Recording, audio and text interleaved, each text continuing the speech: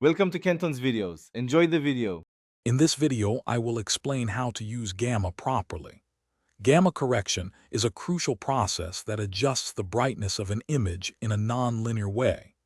This adjustment helps to accurately represent how our eyes perceive light, ensuring that images appear natural and balanced on various displays.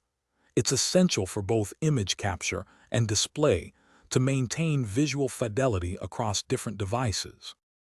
Understanding why gamma matters is key to achieving professional results.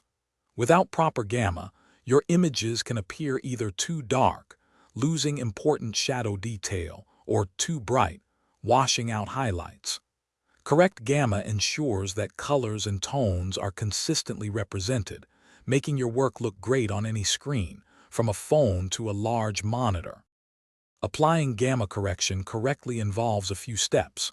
First, calibrate your monitor to a standard gamma value, typically 2 for accurate viewing. Many image editing software programs offer tools to adjust gamma, allowing you to fine-tune your images.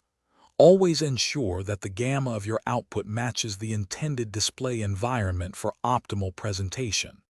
To avoid common gamma mistakes, remember a few key points.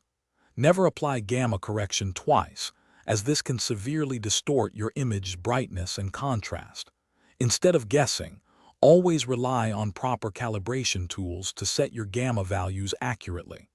Finally, test your images on various displays to ensure they look consistent and correct across different viewing environments. Thanks for watching. Consider subscribing if we helped you.